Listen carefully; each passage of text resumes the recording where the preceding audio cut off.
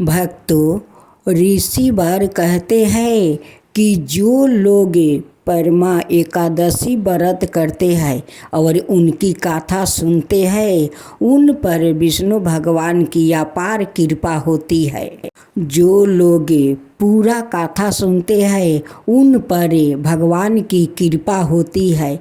जो लोग अधूरे सुनकर छोड़ देते हैं, उन पर भगवान विष्णु का कृपा नहीं होते। ऋषि वर कहते हैं कि भक्तों सुनो तो पूरा कथा सुनो, ताकि भगवान प्रसन्न हो, भगवान की कृपा आप पर बनी रहे। आज आप सुनेंगे परमा एकादशी कब है। परमा एकादशी अधिक मास की कृष्णा पक्ष एकादशी वर्ष 2000 में 11 जून गुरुवार को मनाई जाएगी। तिथि विवरण: एकादशी तिथि आरंभ 10 जून 2026 को रात्रि 12:58 पर होगी। एकादशी तिथि समाप्ति 11 जून 2026 को रात्रि 10:36 तक रहेगी। इसलिए व्रत 11 जून 2026 को रखा जाएगा। परमा एकादशी भगवान विष्णु को समर्पित होती है और यह केवल अधिक मास मलमास में आती है, इसलिए इसका विशेष महत्व माना जाता है। श्रद्धा से व्रत पूजा और विष्णु सहस्त्र नाम का पाठ करने से पुण्य फल की प्राप्ति होती है। परमा एकादशी 2026 पारण समय: व्रत पारण 12 जून 2026 शुक्रवार की होगी। पारण का शुभ समय प्रातः 5:40 से 8:25 तक रहेगी। कुछ पंचांगों के अनुसार पारण का समय 5:23 से 8:10 बजे तक भी बताया गया है। सुझाव: यदि संभव हो तो सूर्योदय के बाद प्रातः 5:40 से 10 बजे के बीच पारण कर ले, क्योंकि यह समय सभी प्रमुख पंचांगों में लगभग समान रूप से माना है। पारण में भगवान विष्णु का स्मरण करके तुलसी युक्त जल ग्रहण करें, फिर फलाहार या सात्विक भोजन से व्रत खोलें। कपिल नगरी में सुबेधा नाम का एक अत्यंत धर्मात्मा ब्राह्मण रहता था। उसकी स्त्री अत्यंत पवित्र और पतिव्रता थी। किसी पूर्व पाप के कारण वह दंपति अत्यंत दरिद्रता का जीवन व्यतीत कर रही थी। ब्राह्मण को भिक्षा मांगने पर भी भिक्षा नहीं मिलती थी। उस ब्राह्मण की पत्नी वस्त्रों से रहित होते हुए भी अपने पति की सेवा करती थी और अतिथियों को अन्न देकर सवाए भूखी रह जाती थी और पति से कभी किसी वस्तु की मांग नहीं करती थी। दोनों पति पत्नी घोर निर्धनता का जीवन व्यतीत कर रहे थे। एक दिन ब्राह्मण अपनी स्त्री से बोला, हे प्रिय, जब मैं धनवानों से धन की याचना करता हूँ तो वह मुझे मना कर देते हैं। गृहस्थी धन के बिना नहीं चलती, इसलिए यदि तुम्हारी सहमति हो तो मैं परदेश जाकर कुछ काम करूं, क्योंकि वृद्धों ने कर्म की प्रशंसा की है। ब्राह्मण की पत्नी ने मिनती भाव से कहा, हे स्वामी, मैं आपकी दासी हूँ, पति इच्छा और पूरा जो कुछ भी कहे पत्नी को वो ही करना चाहिए। मनुष्य को पूर्व जन्म में किए कर्मों का फल मिलता है। सुमेरु पर्वत पर रहते हुए भी मनुष्य को बिना भाग्य के स्वर्ण नहीं मिलता। पूर्व जन्म में जो मनुष्य विद्या और भूमि दान करते हैं उन्हें अगले जन्म में विद्या और भूमि की प्राप्ति होती है।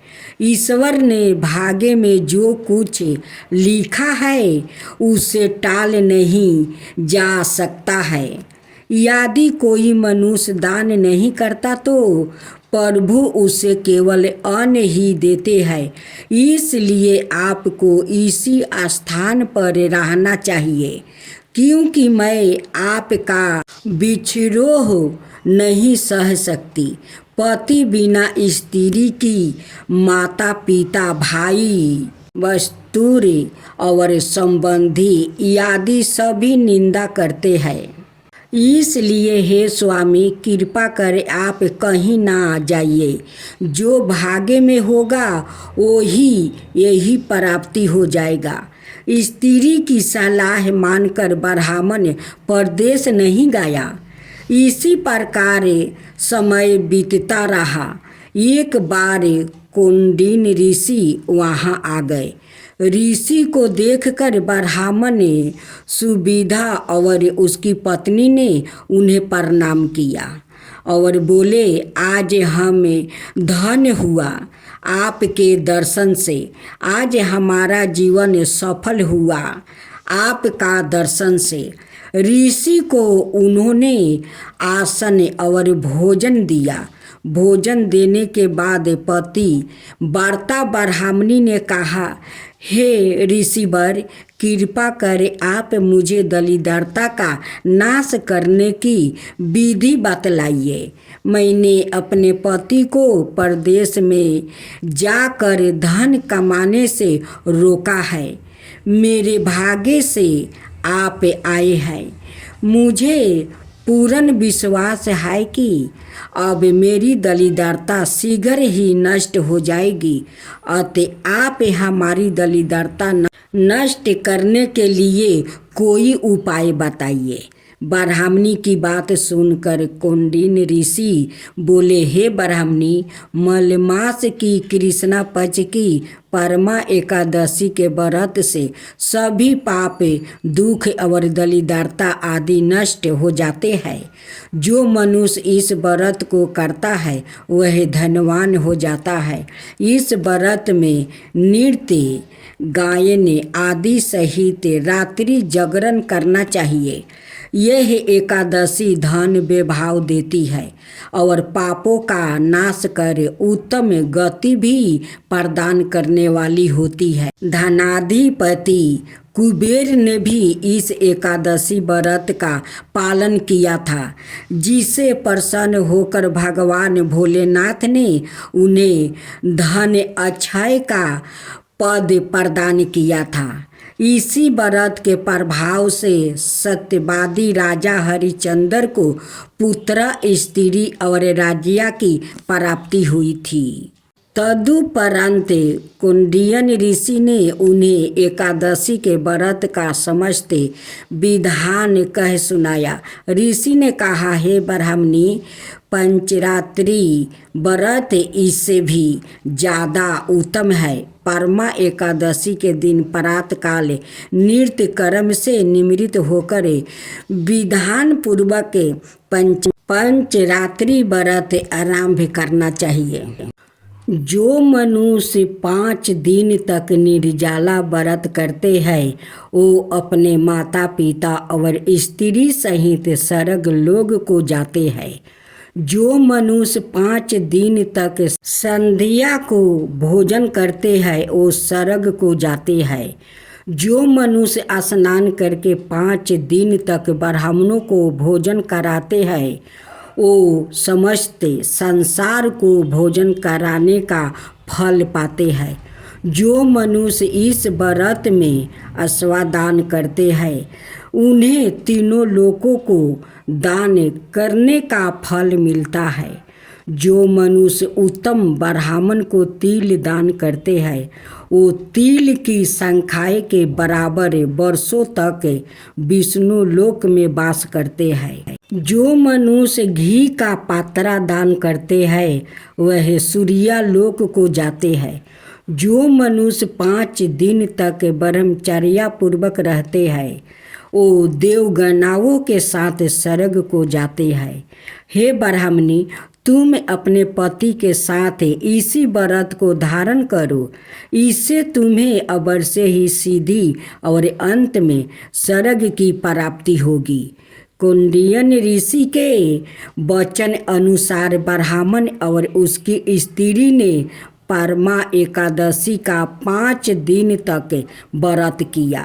व्रत पूर्ण होने पर ब्राह्मण की स्त्री ने एक राजकुमार को अपने यहाँ आते देखी।